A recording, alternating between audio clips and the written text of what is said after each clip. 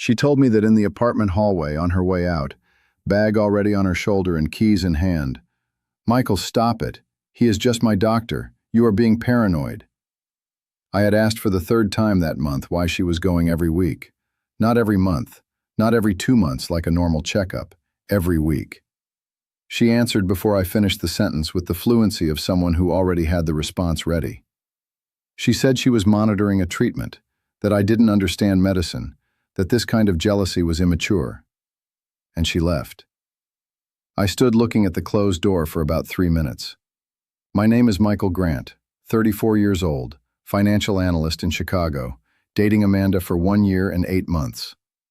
Amanda was 30, nutritionist, the kind of person who knows exactly what she is doing at any given moment, planned, articulate, rarely caught off guard.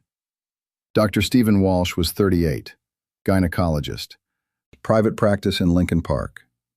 According to the clinic's Instagram, a leader in integrative women's health. I had no problem with gynecologists. I have a mother, a sister.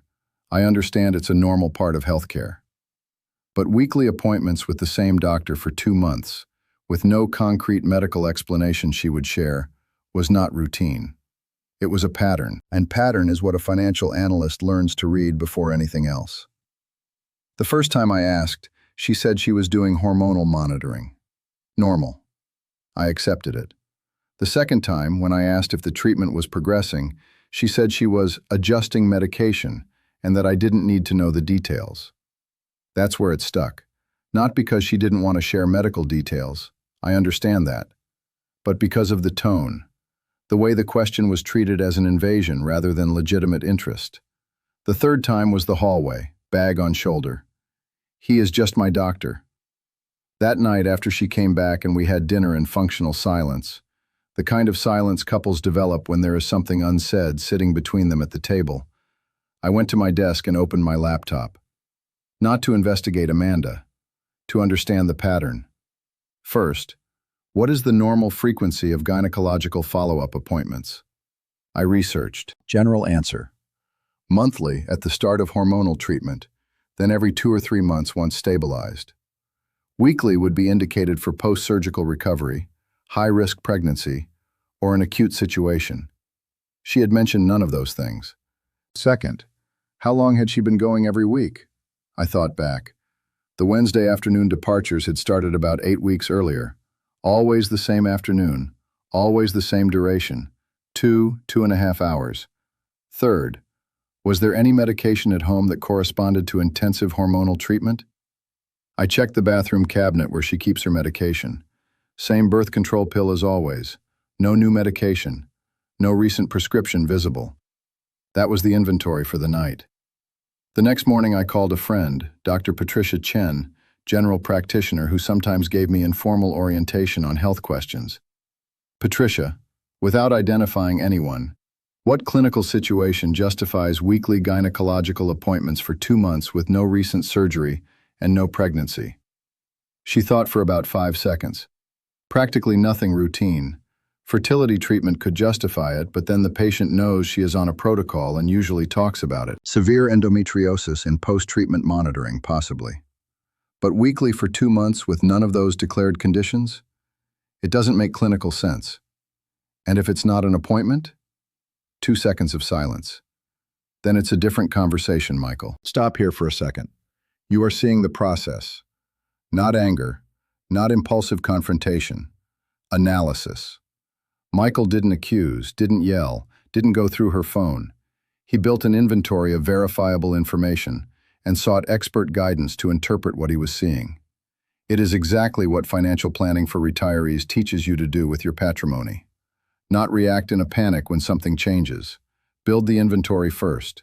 Document what you have, where it came from, how it's structured, so that when the pattern changes, you see the pattern before the impact. Promotion active now. 5 spots at the lowest price this material has ever had. The 6th pays full price, no exceptions. The link is in the first pinned comment. Open it now. Before continuing. I spent the next 3 days doing something that will seem cold, but was the most lucid decision I made in this process. I didn't speak to Amanda about it. I observed. Thursday. She came home at 7, animated, Talked about a new client at her nutrition practice. Asked what I wanted for dinner. Completely normal. Friday. We went out for dinner with friends. She was present, funny. That version of her I had fallen for. Saturday morning. While she slept, I picked up her phone from the nightstand. Not to read messages, I wouldn't do that. To check one specific thing, her calendar. In her calendar, every Wednesday, blocked for the past 2 months, Dr. W, 3 p.m. Dr. W, not gynecologist, not medical appointment, not his full name. Dr. W. Monday morning, before she woke up, I looked up one thing, the address of Dr. Stephen Walsh's practice. The address listed on his website and on his medical board registration was a residential building in Lincoln Park. Not a medical office building, not a clinic, a residential building. I didn't confront Amanda that week.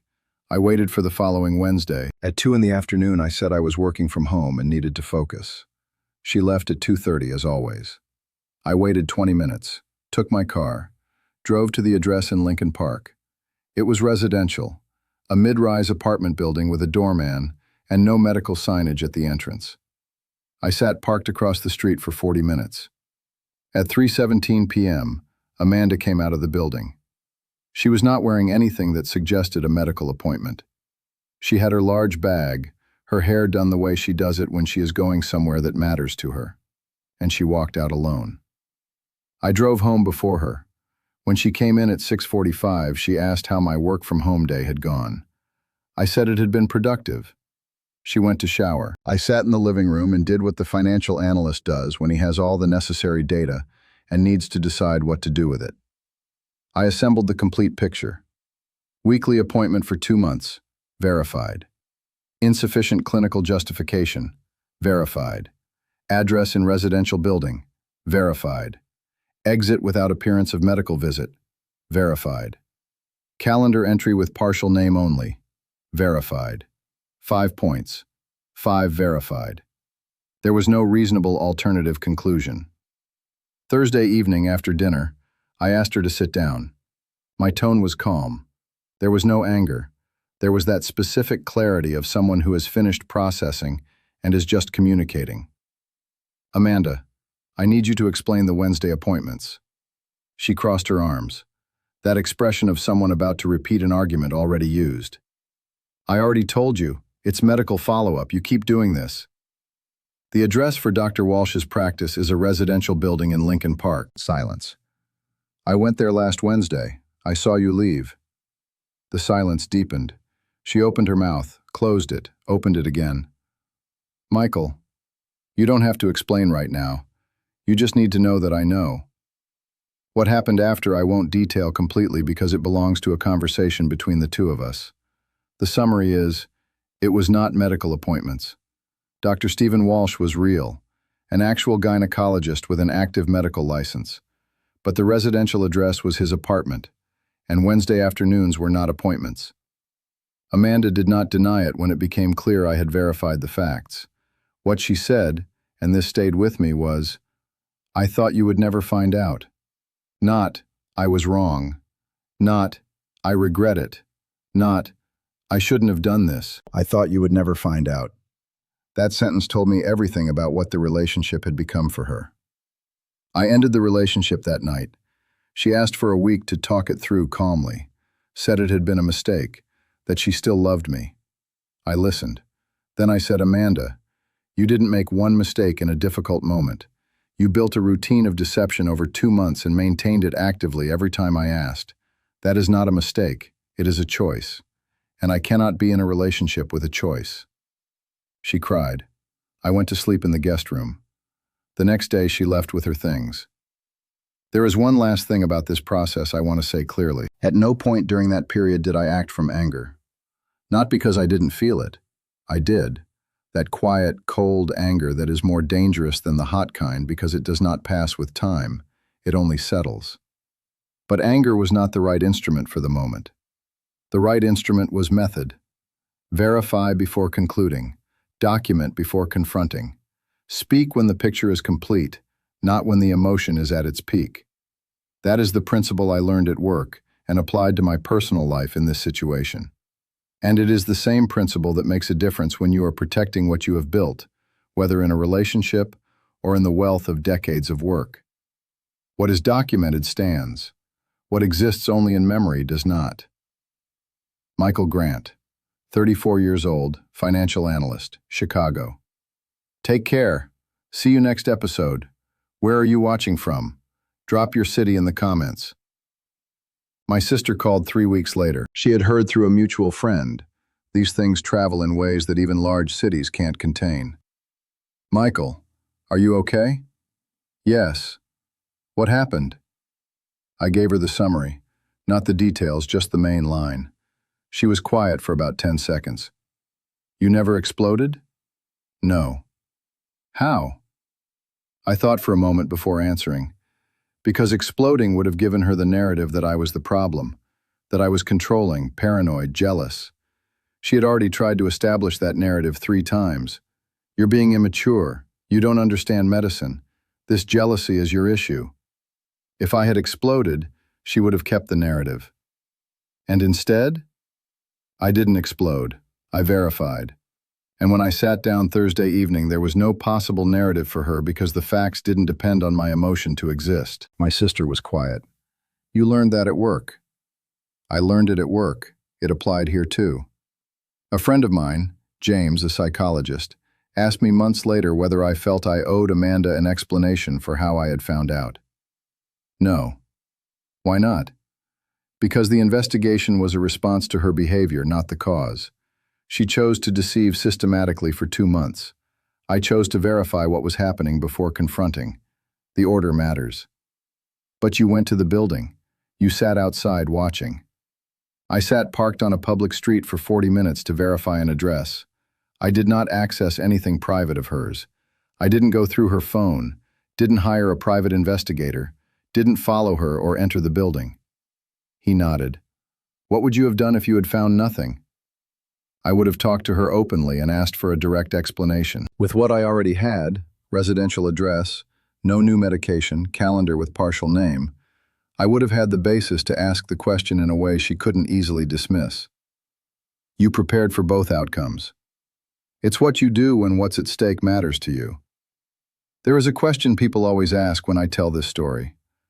Didn't you feel anything when you saw her coming out of the building? I felt everything.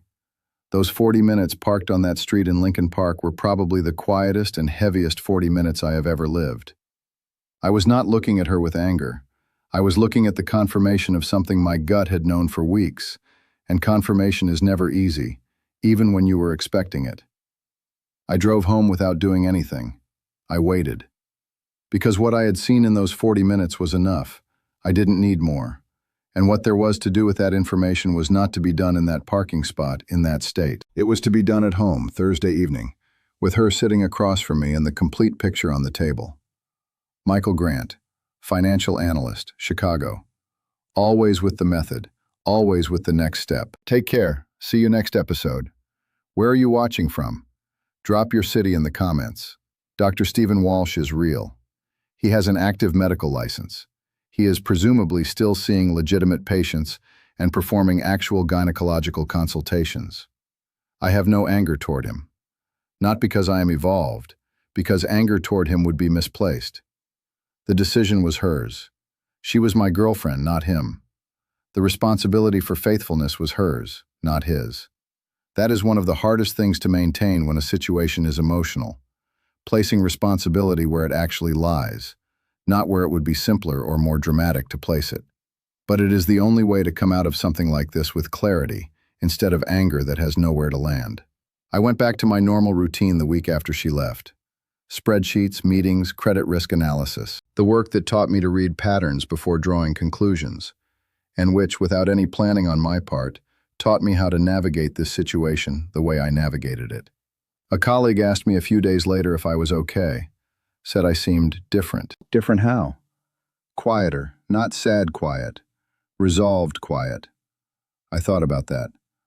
I went through something. It's handled. Want to talk about it? Doesn't need talking about. She nodded, and we went back to work. That was the most honest closure this story had in the real world. Not a speech, not a dramatic turning point, Just work continuing and me continuing with it. Sometimes life after something hard does not have a narrative arc. It has Monday morning and an open spreadsheet. And that, I found, is enough. Last thing before closing this episode. Do you have documented what you have built? In your work, in your financial life, in the relationships that matter? Because what I learned in this story is that documentation is not a lack of faith. It is not paranoia. It is not automatic suspicion. It is the instrument that separates people who react in panic from people who respond with clarity. I did not know I would need that clarity when the relationship was good. I had built the habit of seeing patterns early, at work, in finance, and that habit was there when I needed it. Financial planning for retirees exists to build that habit with what you have that is most concrete, the wealth of decades of work. Promotion active now, 5 spots. The lowest price this material has ever had. The 6th pays full price. The link is in the first pinned comment, right now. Michael Grant, Chicago. Always with the method, always with the next step. Take care. See you next episode. There is one last thing about that Thursday evening conversation I did not mention. When Amanda said, "I thought you would never find out," there was a silence of about 10 seconds between us. It was not a dramatic silence. It was an inventory silence, the kind you have when you are processing the last piece of an equation that is finally closed. In that silence, I didn't think about her. I didn't think about him. I thought about 1 year and 8 months, about the weekends in Nashville, about the trip to Portugal we had planned and never taken, about the Tuesday evenings when she came back from appointments and I had made dinner and we watched something on the couch as if nothing was happening. Not with nostalgia, with that specific feeling of someone seeing how much of something was built on a foundation that wasn't there. Then the silence passed, and what remained was much simpler than I had expected. Clarity. Michael Grant, 34 years old, financial analyst, Chicago, always with the method, always with the next step. Take care. See you next episode. Where are you watching from? Drop your city in the comments. When something feels wrong, pay attention sooner. When you pay attention, document what you observe before acting on it. When you have documented enough, make a decision from clarity, not from emotion. And when you decide from clarity, you do not spend the following year second-guessing yourself. The pattern was always there. I just needed to be willing to look at it. Michael Grant, Chicago, always documented, always ready. Take care. See you next episode. 2 weeks after Amanda left, I had a beer with my friend Daniel. He didn't ask how things had gone. I didn't give him details. We talked about the Bears, about a building he was wiring on the north side, about how Chicago winters arrive before anyone is ready. At the end of the night, when he was leaving, he said just one thing. "You good?" "Yeah, good." That was the most honest ending this story had. Michael Grant, 34 years old, financial analyst, Chicago. Always with the method, always with the next step. Take care. See you next episode. Where are you watching from? Drop your city in the comments. The work continues. The city continues. And that is enough. Michael Grant, Chicago. Take care.